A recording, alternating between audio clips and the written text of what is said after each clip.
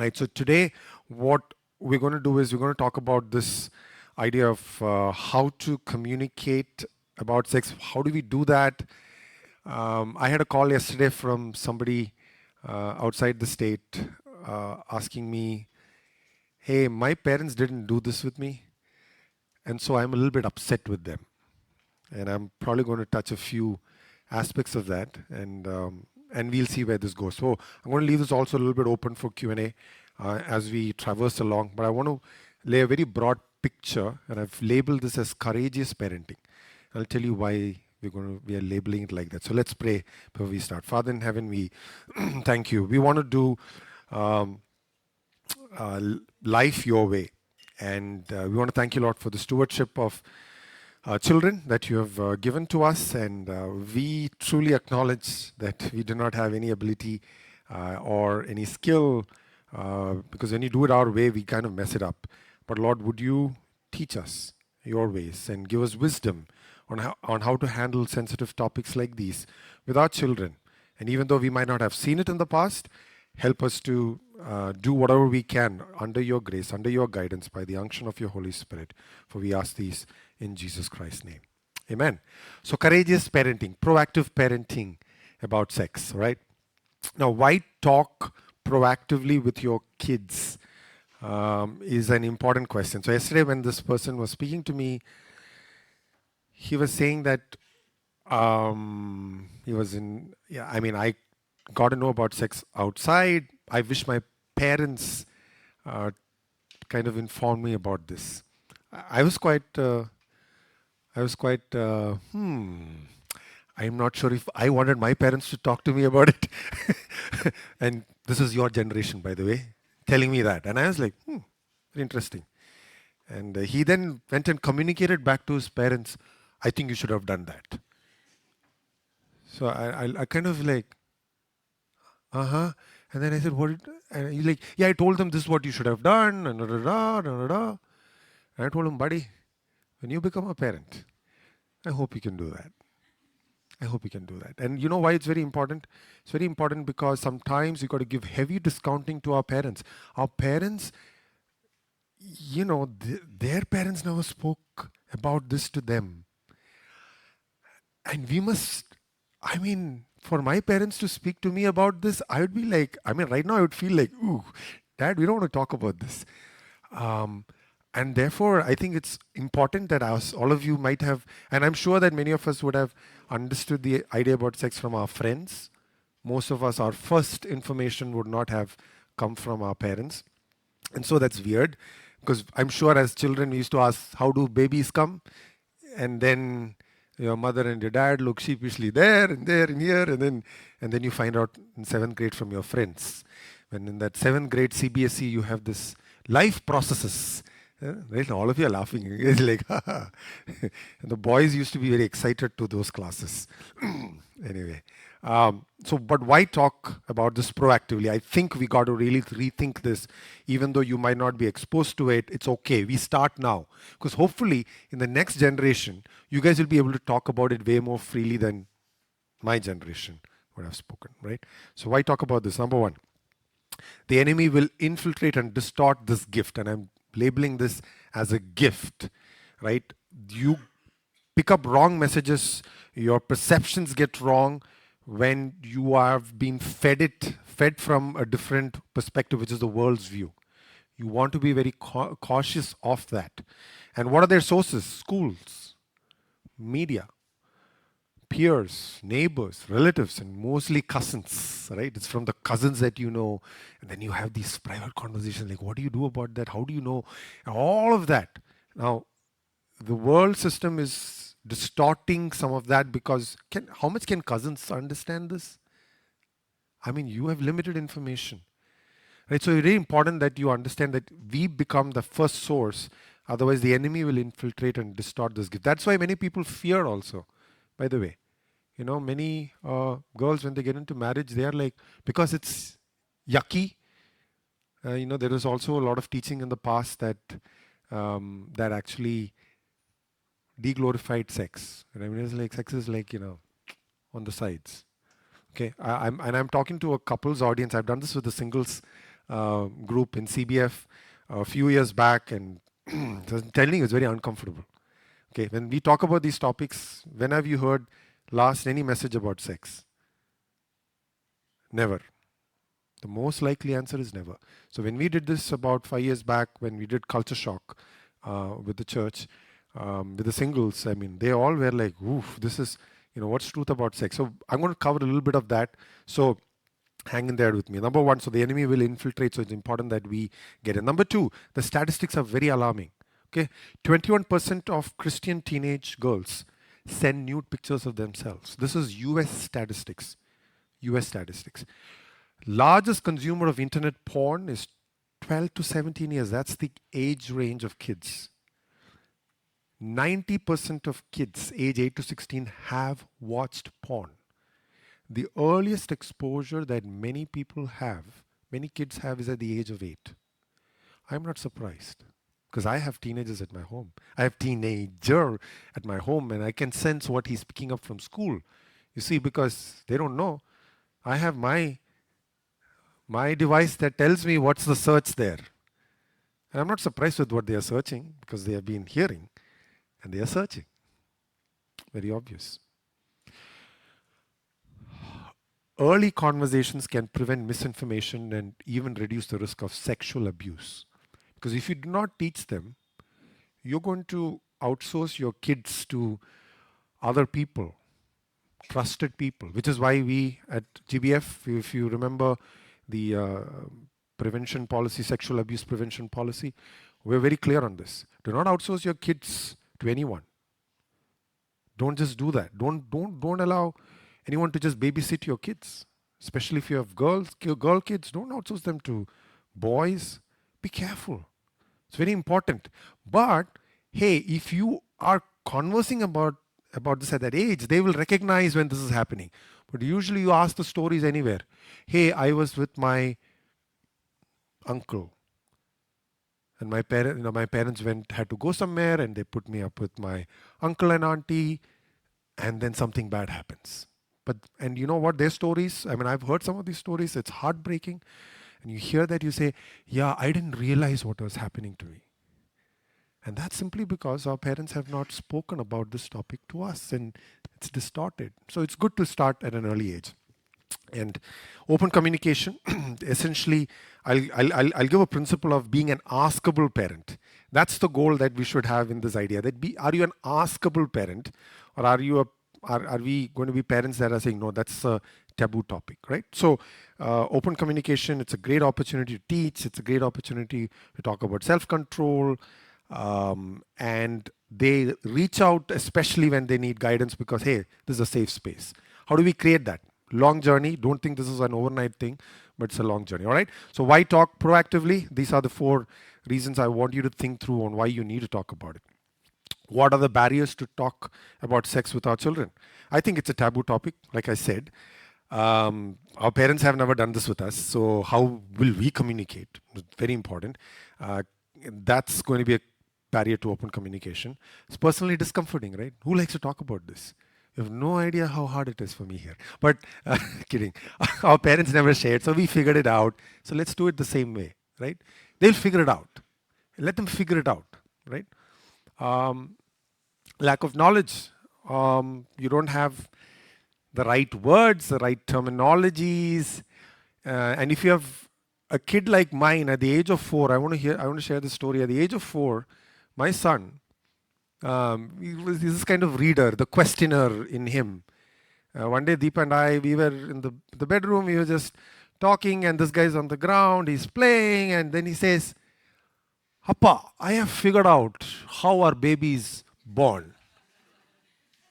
And I'm like, And then he's like, hey, I get it. I read it in the encyclopedia somewhere that it's the seed and the egg that have to come together. Then he looks at me that your seed and mama's seed, egg have to come together. How do they get together? Deepa is like, this is crazy. Where are we going? He said, the only way is you have to kiss. There's no other way. And I'm looking at her. This is crazy. But, and please don't ask my son, Johan, this. He's teenage, he's saying, you're embarrassing me. Please, he doesn't know that. Now he knows, okay? Uh, but, sometimes if you have a child like that, who sometimes when you get into this information discussion, they will ask you these follow-up minutiae questions which are very uncomfortable because you don't want to go beyond a point. And I'm going to talk about that a little bit. I mean, there is a range to this. You cannot, that's why I'm not going to give you a step-by-step instruction. Age 3, you must start talking. No, I'm not going to do that because you know how your child's capability, your child's maturity, your child's understanding. So you got to kind of temper it very differently as they are growing up, right? And many parents have this fear of consequence that if I introduce them to this now, I'm actually spoiling their innocence, right? So when do you do it? So I think that's one of the hesitations that people have in regarding to discussion of sex with children. All right, let me just pause there for any questions or any other barriers that you have seen. Let me pause there. Maybe the singles will say, yeah, let me tell some options.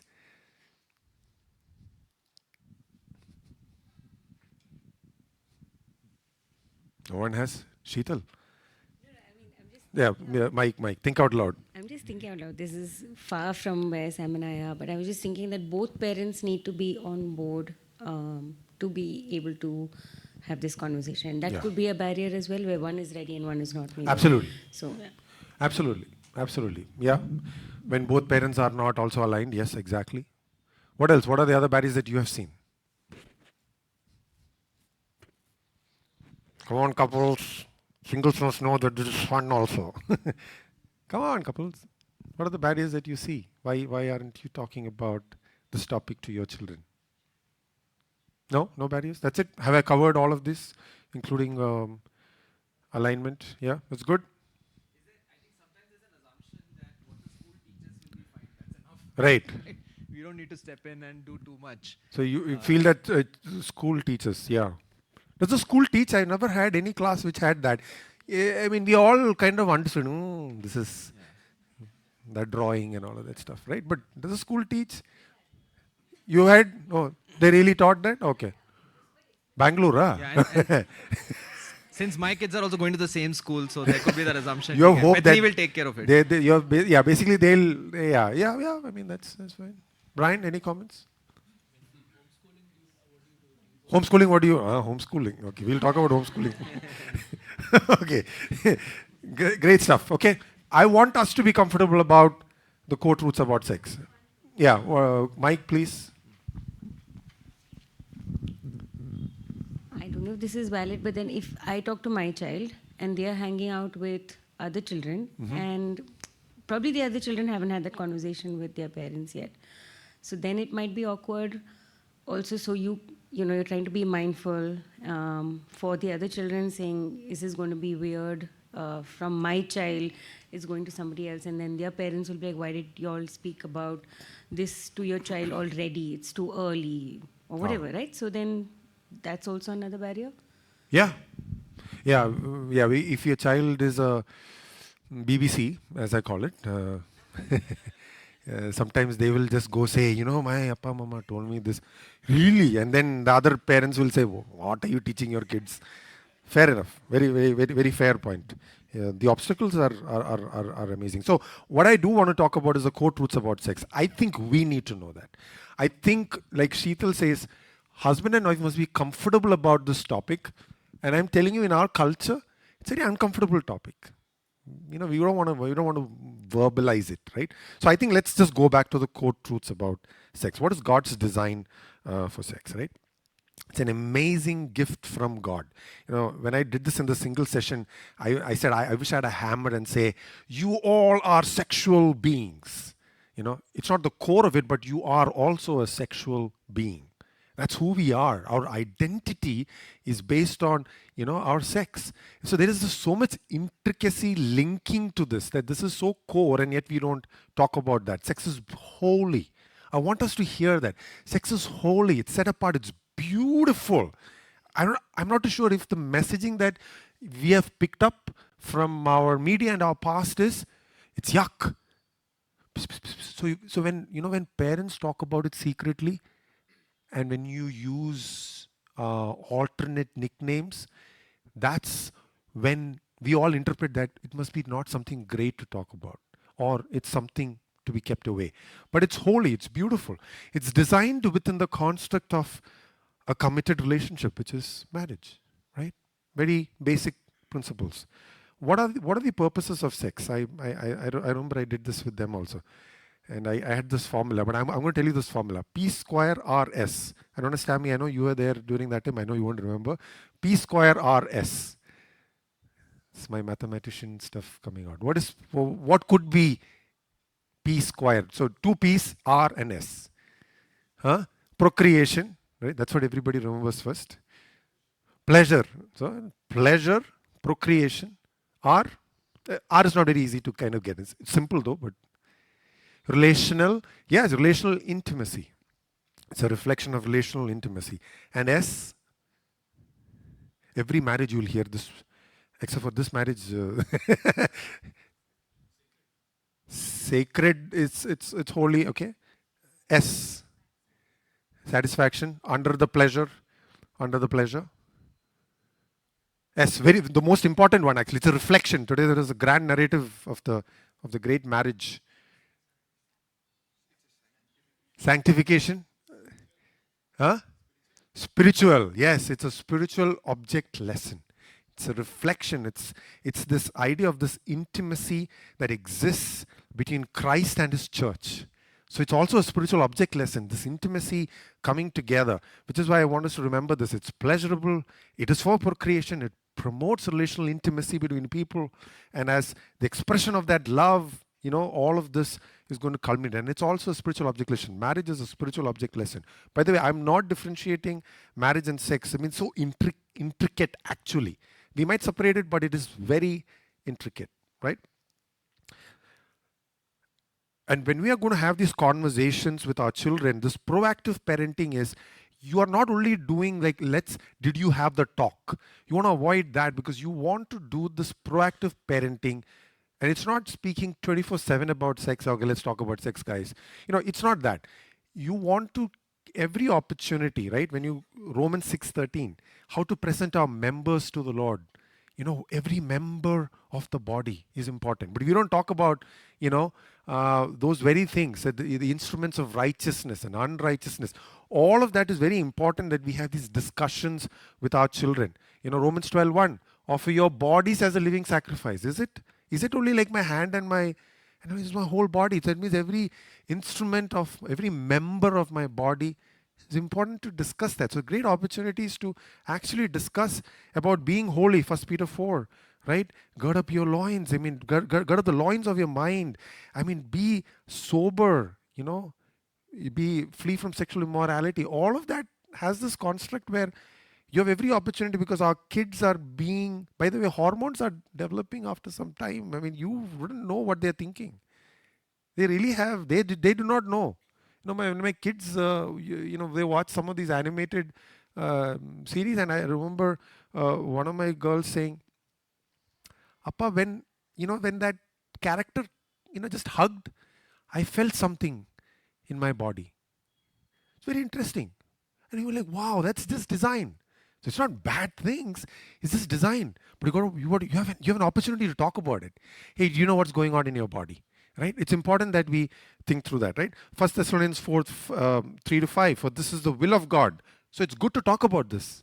It's the will of God that you abstain from sexual immorality, that each one of you know how to control his own body in holiness, not in the passion of lust like the Gentiles who do not know God. Very important that you see God is inviting you. This is the will of God. So why won't you talk about the will of God to our children? Why do we struggle with it? All those barriers are very real. But I think we got to embrace this together.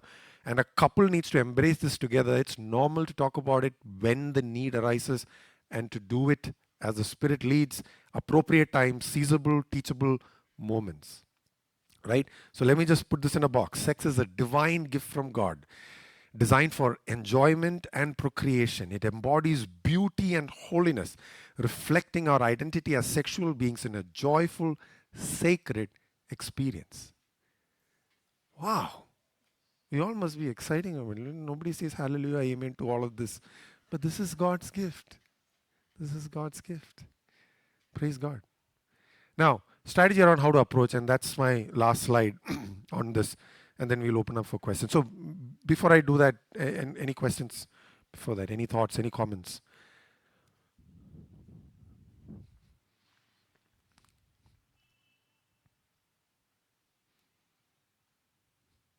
No? Yes, finally. The most important topic we have already silent. I wanted to talk about how you said that Yeah. sex is often considered to be a topic we don't talk about. Yeah. I think there's a difference between Indian culture versus what Yes. the media says, because in Indian culture there's this don't talk about it, but the media talks about it a little too much. Yes. So it's like we in India, we have a contrast between, on the one hand we have Indian culture which is like, don't talk about this thing. Yes. But on the other hand, you listen to any song, watch any film, there's always going to be some kind of explicit Exactly. stuff. So it's very hard to get to not talk about it.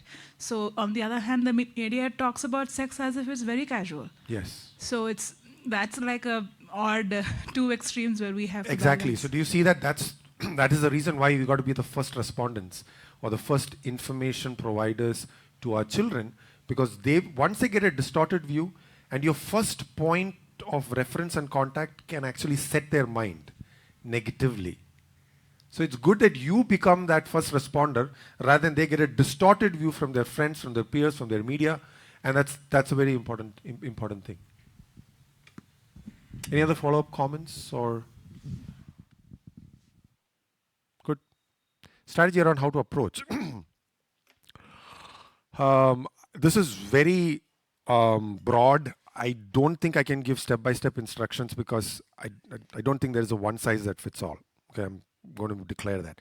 But it must be woven into the fabric of parenting. So this should be part of normal life when you get the opportunity with your children at different times, seizable moments, teachable moments. When you're talking, let's say, about those passages in Romans 6, what part of body, what part of the body that we do not, surrender and, submit to sin and all of that.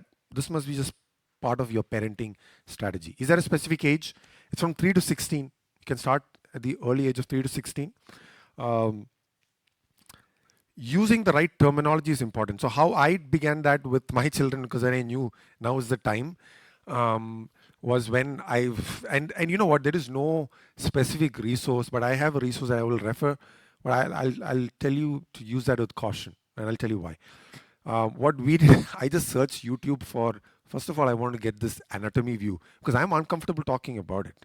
Deepa would look at me and like, you're going to talk about it. I don't want to talk about it. So I just looked up this nice cartoonic view of, hey, the parts of the body. And I began just with that. Hey, and then you speak about these parts, but remember that you want to use terminology which is not like, no, you want to use terminology like, penis, vagina. You want to talk about normal terminology. So it's always recommended that you use the right terminology so that it doesn't feel like they have to always be hush about it. Okay, very important. So that's how I started off, and I started talking about some of this stuff. I had to separate the times of conversations with them so that they were very shocked when they heard it, but that's just normal. We have to get used to it.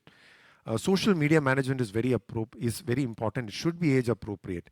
I do not know if we can cut off our children completely from it, because the schools now demand that you get your assignments and all of that. And so, but it's important that you control as much as required, install what you need to install, monitor, because they will have curiosity, just like all of us, to explore some of these things.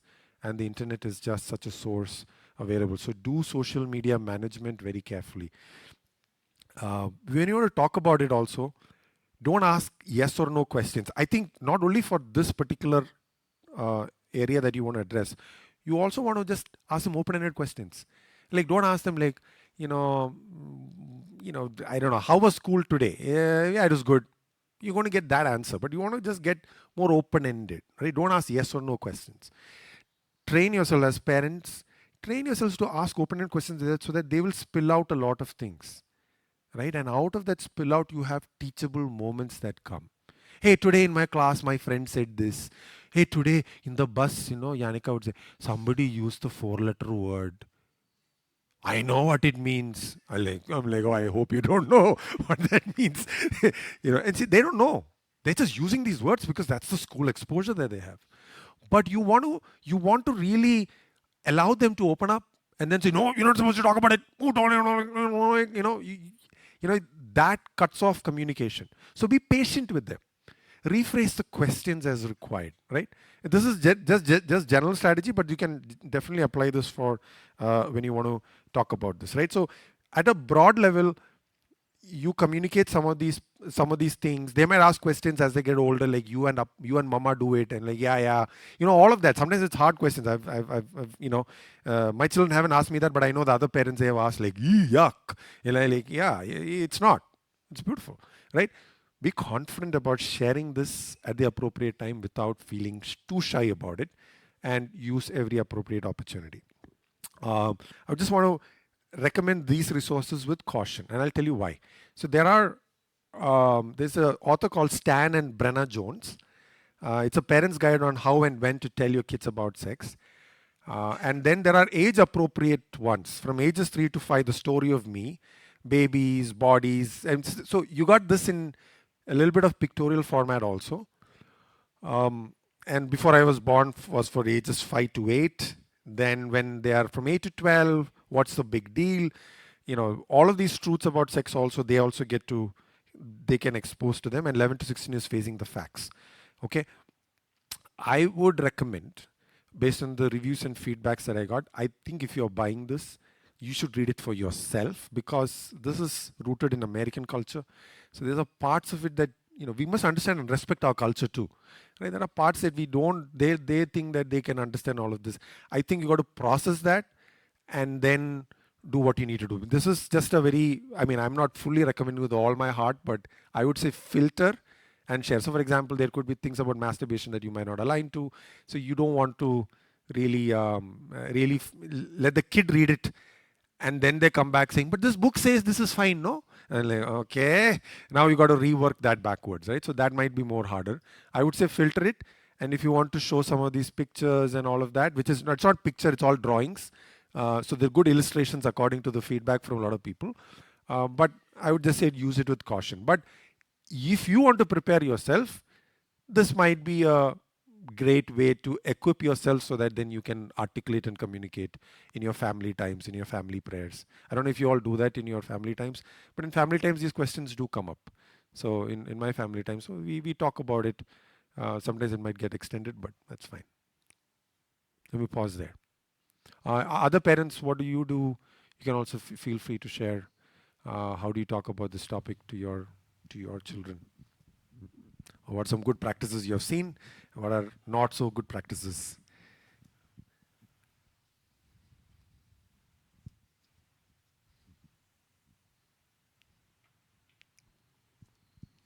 Joe.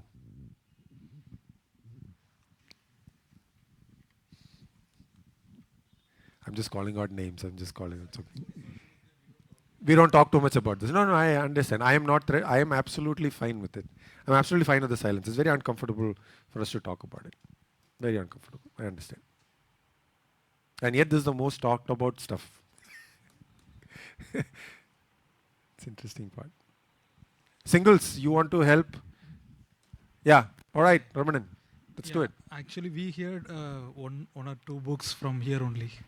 So we which one? bought that book. What is the name of that book? Yeah, He skipped the title. yeah. Let's get to the main course. Yes, yeah. Yeah. How does boys grow? That. How do boys grow? Yeah. So I sat with my son and started reading. One or two means topic we read. Then he was like shy kind of thing. Then Yeah. He said, "I will read myself." Like. Then I think my wife also said, "Oh, let him read. If he has any doubt, let him ask." Like that. Yeah. So who's that written by? As in, is it Christian author. Yeah. Christian Yeah. author. For it has for boys and girls separate books. Okay. We would love to have that resource because these are important because this is also, you need something to help you in between. That's a good mediator. Yeah. Right? The books are a mediator, and it's just that if they can also read that, that's good. Not Indian girls. Yeah. But that's something that we should I would want to rely on. Okay, what else? Yes, Jay.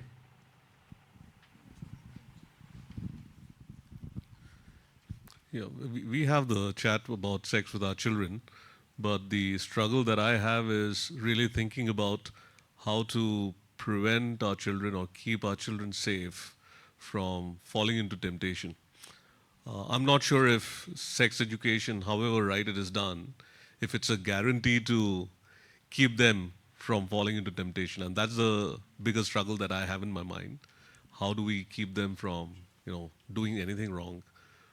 I think that, and I think that we cannot prevent that Yeah. because they have hormones that are working overtime, especially during that Yeah. 13 to 18 crazy surge. So one of this is that we educate on the constructs and the boundaries and why it's beautiful. And if you do beyond that, there are consequences. At some point, they're going to make those choices. And I think good peer friends and all of that will help. But there's no guarantee that Yeah. they might not fall. I mean, I don't Yeah. think so, yeah. So yeah, maybe some of the thinking that has to be done is around how do you teach about sex the right way so that they understand consequences and how they Yes. are prepared not to fall into temptation. Yes, so that's a core truth. So when we are addressing that, that's the angle that we got to say. Why, when it is taken out of the construct of that committed relationship, you are now entering into war zone and it's going to hurt you. So that part of the communication has to happen. I am just saying that it's the question like, why do we sin? After knowing that all of this, Jesus has died for us, why do we sin? That answer is because I've got a rebellious heart. Right? I mean, I don't know whether we'll be able to control that. Jerry, you want to add on? No, I was just about to add that same thing that, it's important when we are having these conversations to help them understand the beauty of when you stay within God's framework Yes. and, the destruction that happens when you step outside of God's framework. So I Yes. think that's a very important part about, all of these conversations as well. And just answering your previous question about how conversations have happened at home for us. So with Anugrah, we've had God-given opportunities. I think it's very important to really pray about these things also, right? Because it's such a important make or break topic that you want to do it at the right time, and speak as much as is relevant for the child.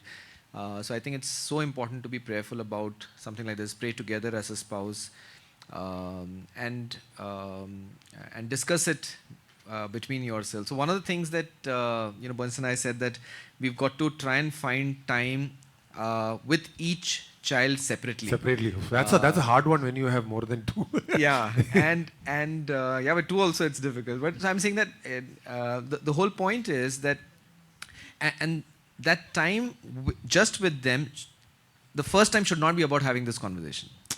So you've got to get into a culture at home that there is solo time, with each child also, right? So it gets them to a space where they're able to express things that they would not express in front of their sibling, which could be so many things, right? I think that's kind of helped us get Anugrah to be open. Yeah. To himself come and talk about some of the things that he had questions about. So in our case it just happened before we were ready, right? And but the good part was that there was that open space for him to come and just ask us some of these questions about some words that he heard. Yeah. It just gave us a God-given segue Exactly. to talking about some of the things. Just enough, right? He asked about some word, we just explained that much. Later on, I asked him, if he had more questions, and I said, okay, I want to explain some more things. After a while, he got embarrassed. He said, okay, enough for today. So I'm just saying that it's, like you said, it's so real that it's an ongoing. You've got to be open that I've not come with a course to just, tell you like a biology chapter and then just, Yes. you know, the teacher is done with it. But hey, this is going to be ongoing. We'll keep, you know, slowly talking about Yes. it. So I think super important. Yeah. That book name is how you are changing. How You Are Changing. Yeah, it is put in sisters groups, I think. Yeah, Oh, okay. that's one, yeah. That's good. Then we should, maybe that's a good one. Joe. Just one thing in terms on the prevention. How can you prevent? Sure, we can't prevent this open time, and it's that being a rhythm of life with the children, and they have that always access door is only going to probably allow them to even think of coming to us. Yes. Otherwise, it's not going to be that you tell them this, that you can come and expect them to come. Yes. It has to be that they have had these very vulnerable moments with us and they felt okay with it. So Yes. that was one. And I think the prevention, though it cannot be stopped, it is actually talking about abstinence at their part when it comes to a moment when that is going to happen and they know it's wrong. Yeah. So that is talking about loving God more than loving that. Yeah. So which means that we are talking about discipleship. And therefore how discipleship is such a big part of parenting and what a role it plays in terms of helping them to know God, to love God enough. Yeah. So that when it comes to things that we know is wrong, at that point they know it is wrong. It's also conscience playing, even if they haven't heard too many other things. Them being able to choose God over the... So I think that is there, discipleship is there. I just had a question on, you were talking about one-on-ones with your children. So does it happen that the dad and mom are having that one-on-one time with that one child? Or is it just, and how do you make that decision? And the second part is, how do you ensure that one child is not talking about it with his or her sibling? Because that may happen. And then if you say, don't talk about it, then does it make it weird? So, I mean, I have so many questions. Take it offline.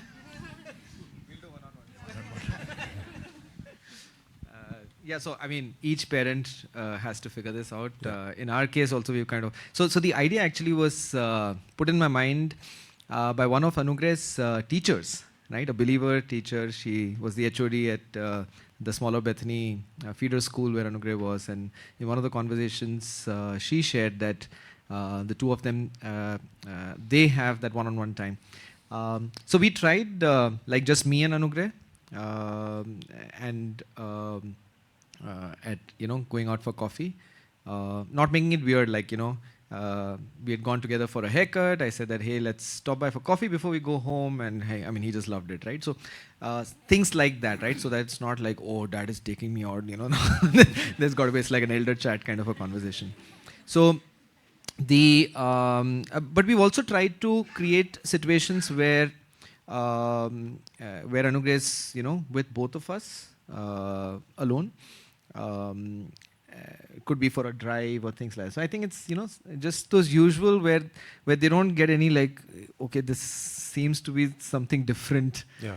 But it's just you make a very natural kind of a situation. Dia gets that time a lot more.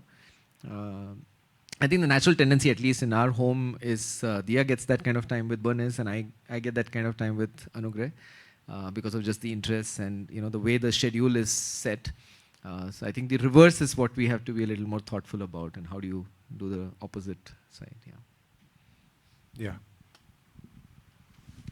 I think there are these. I think 4 is very important for us. We should seize those teachable moments and become askable parents.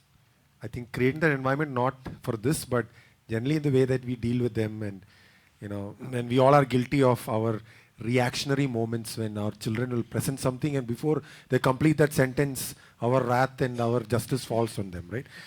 So I think we have to just be very careful of that. Repetition is good. I think 8 is important, that it's all right to inoculate them or kind of feed them into what are the negative things. Like the consequences are very important, right? I think it's a good thing to actually do that because it's not only about violation, it's about even the distortions of homosexuality that they are going to be exposed to. So what are you going to do with your hormones, with your feelings? How do you respond to that? One part of that prevention part that I think we are all trying to say is it's abstinence. I think that's a good word.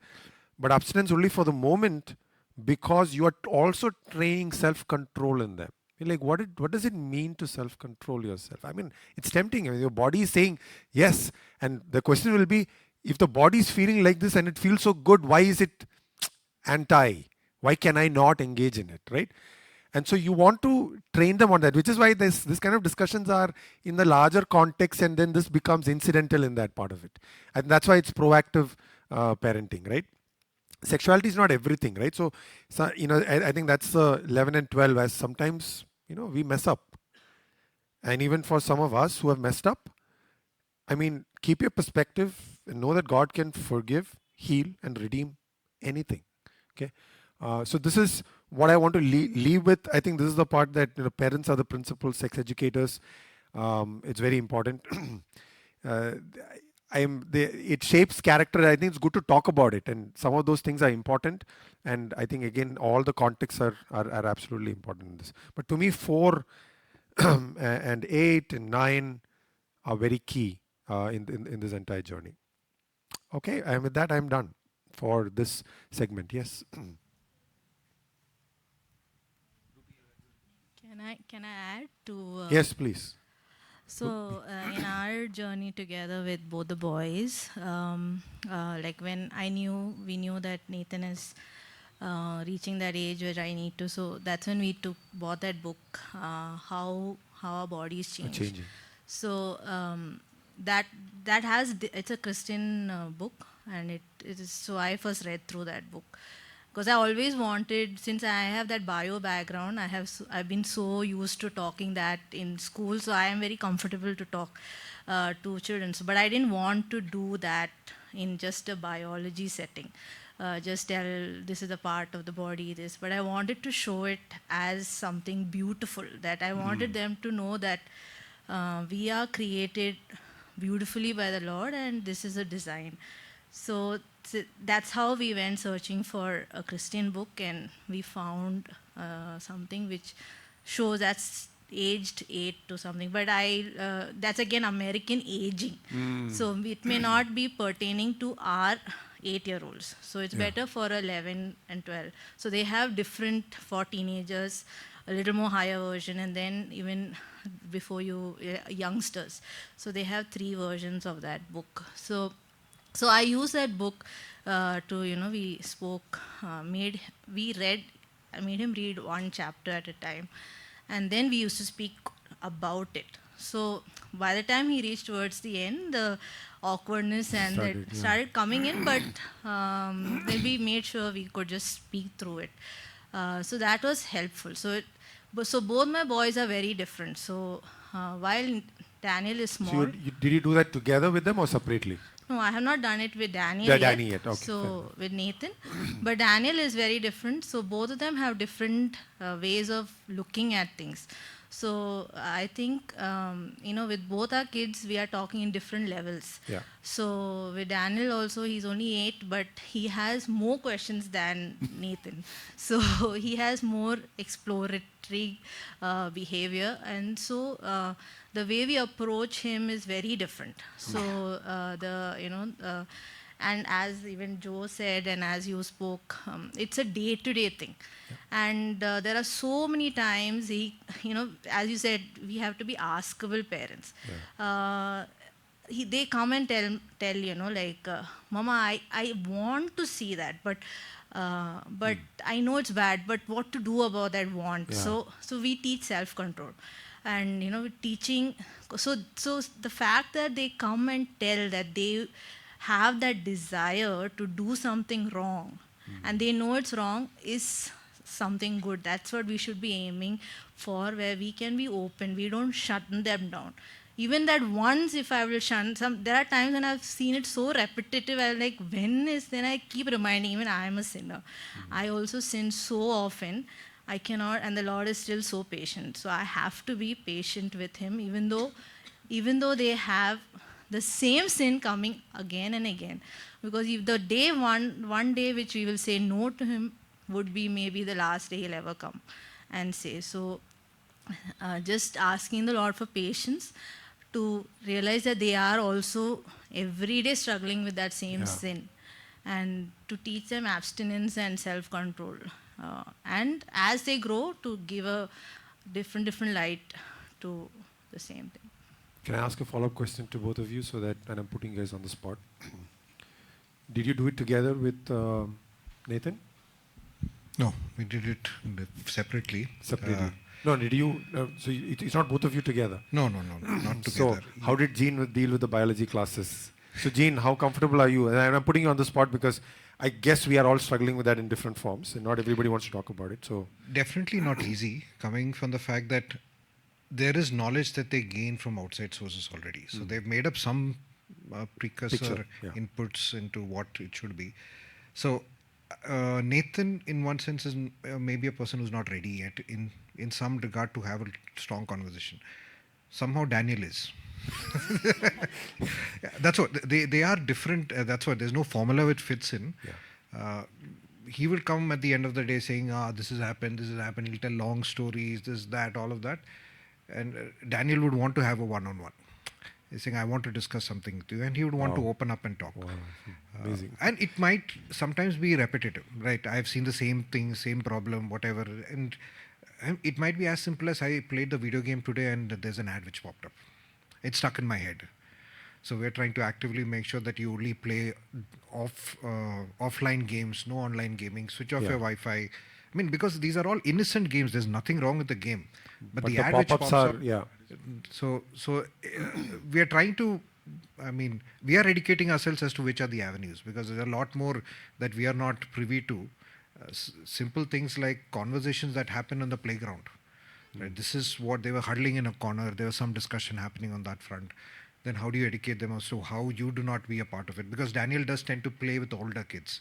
So that exposure is also different, while he feels the younger ones are too small for him. So different ways of processing it. Unfortunately, there's no formula. So be on a preventive mode to communicate first and dispel the misinformation. Okay. With that, we are done. It's 1 o'clock. And Ben, can I ask you to close in prayer?